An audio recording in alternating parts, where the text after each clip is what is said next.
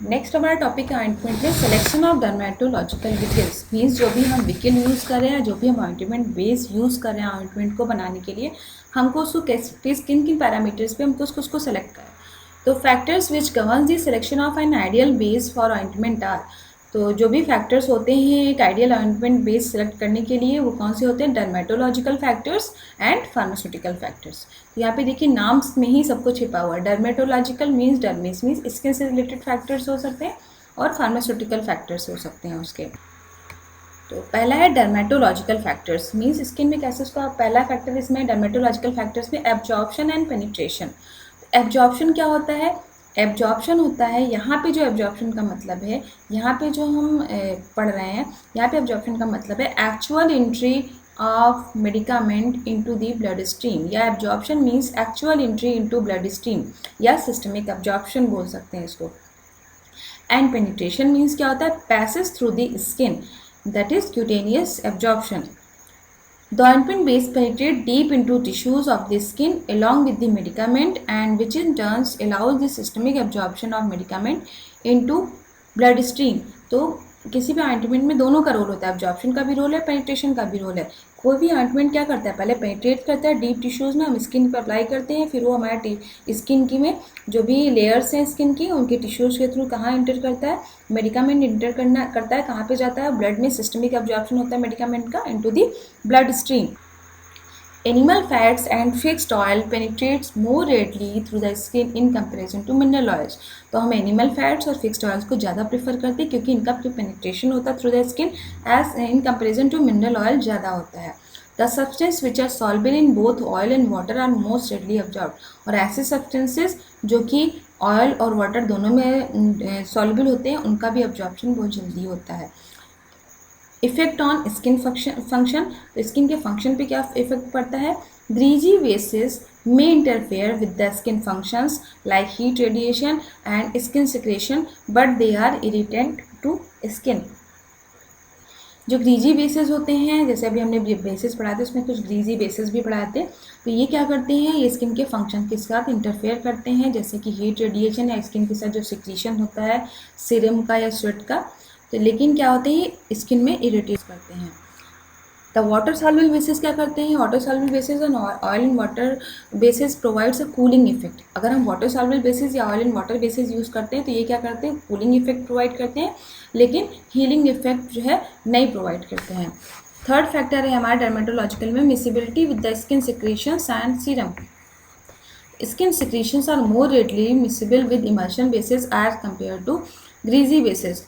तो इस जो स्किन सिक्रेशंस होते हैं वो इमल्शन बेसिस के साथ जल्दी मिसिबल हो जाते हैं as compare to greasy bases. Hence drug is more rapidly and completely release to the skin, क्योंकि ये रेडली मिसिबल हो जाते हैं जो इमल्शन बेसिस होते हैं, इसलिए जो हमारा ड्रग भी होता है वो जल्दी से स्किन में रेडली एब्जॉर्ब हो जाता है, रेडली क्या कम्प्लीटली रिलीज हो जाता है स्किन में।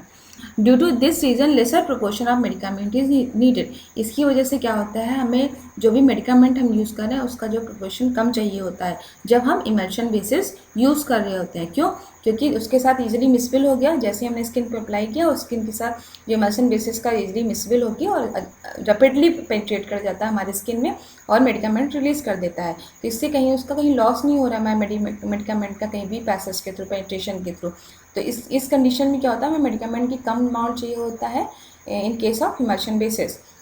Similarly, oil in water emulsion bases are being readily miscible with serum from broken skin. इसी तरीके से जो सीरम प्रोड्यूस होता है, हमारी जो स्किन कहीं पे अगर कटी हुई है, ब्रोकन स्किन है, उसके साथ क्या होता है? रेडली मिसबिल होता है। इसलिए अगर ब्रोकन स्किन पे हम किस टाइप का ऑइंटमेंट बेस ऑइंटमेंट में यूज़ करते हैं? Oil in water type emulsion.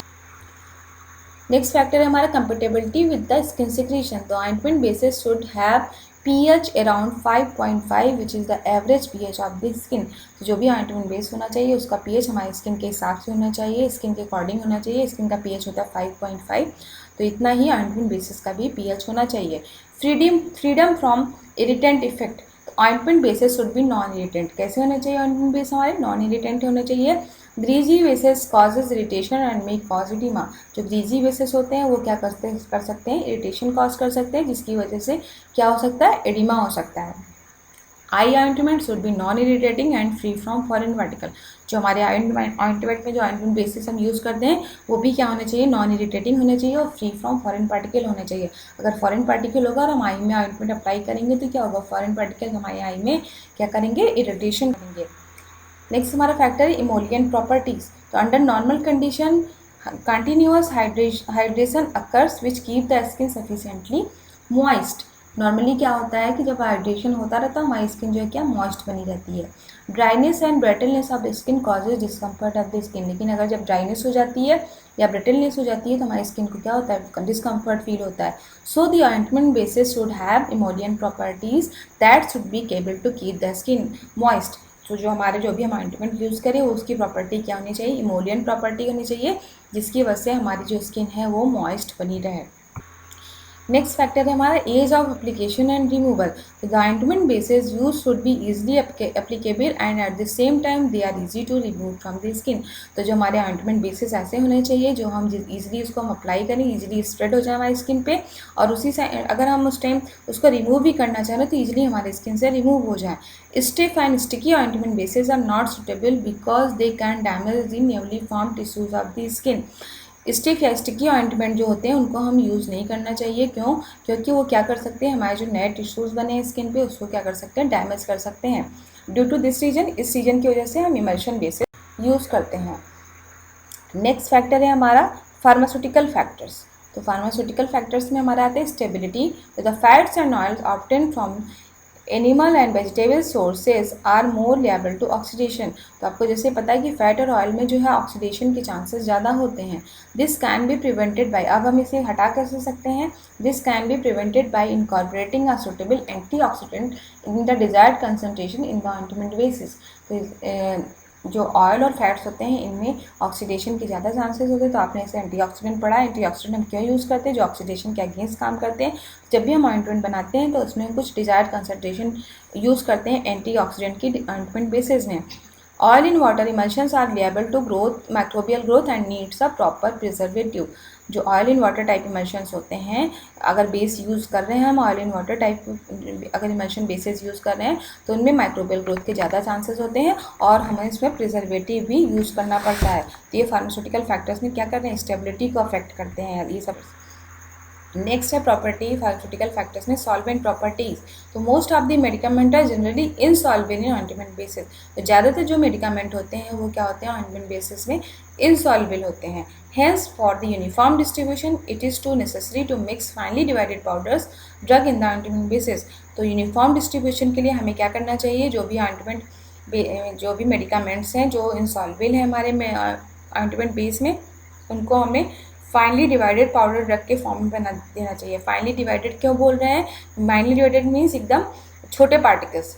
अगर पार्टिकल्स का साइज छोटा होगा तो एब्जॉर्प्शन, उनका सरफेस एरिया कम होगा और क्या होगा, उनका सरफेस एरिया ज़्यादा होगा और जिसकी वजह से एब्जॉर्प्शन भी क्या होगा, ज़्यादा होगा। ठीक है। Phenol in solid form is quite caustic and if present in finally divided form it may cause blisters in the skin. Phenol क्या होता है, सॉलिड फॉर्म में कॉस्टिक होता है और अगर इनको हम फाइनली डिवाइडेड पाउडर फॉर्म में लगाएं तो ये क्या करते हैं, हमारे blister form. Therefore, it must be dispensed in suitable base which should keep the phenol in the solution form। इसलिए ऐसा बेस हमें यूज़ करना चाहिए जिसमें फिनॉल क्या हो जाए, डिजॉल्व हो जाए सोल्यूशन फॉर्म में। नेक्स्ट हमारी फार्मास्यूटिकल फैक्टर्स है इमल्सिफाइंग प्रॉपर्टीज। तो hydrocarbon bases can absorb only a small amount of water in comparison to animal fats which can absorb large quantity of water. For example, wool fat can absorb about 50% water when mixed with other fats and can take up several times of own weight of water. Hence, wool fat is included for the preparation of base meant for eye ointments. Last हमारा pharmaceutical factor है consistency. तो ointment basis की जो consistency होनी चाहिए वो कैसी होनी चाहिए, सुटेबल होनी चाहिए। कंसिस्टेंसी मीन्स ना ही बहुत ही हार्ड होना चाहिए ना ही बहुत सॉफ्ट होना चाहिए। It should neither be too hard और not too soft. The consistency of an ointment base should be such that it can withstand with wide variation of temperature conditions। Consistency ointment base की ऐसी होनी चाहिए कि अगर temperature में variation हो रहा है तो उसके साथ वो क्या कर सकते हैं, उसमें कोई चेंजेस ना हो। Thus in summer the ointment base should not become too soft and winters not too hard to be difficult to remove it from the container and spread over the skin। Means अगर summer हो जाए, summer के में जो summer का जो season है उसमें ऐसा ना हो कि बहुत सॉफ्ट हो जाए, और विंटर्स में ऐसा ना हो जाए कि इतना हार्ड हो जाए कि उसको रिमूव करना डिफ़िकल्ट हो जाए, कंटेनर से उसको रिमूव ना किया जाए। ठीक है, इस तरीके से होना चाहिए कि हम उसको इजीली कंटेनर से रिमूव कर लें और स्किन पे स्प्रेड करें। तो ये हमारा पूरा था सिलेक्शन ऑफ ऑइंटमेंट बेसिस, किन किन फैक्टर्स के बेसिस पे हम सिलेक्शन करते हैं डर्मेटोलॉजिकल व्हीकल का, जिसमें हमने डिस्कस किया dermatological factors and pharmaceutical factors. So if you like my video, subscribe my channel and don't forget to press bell icon.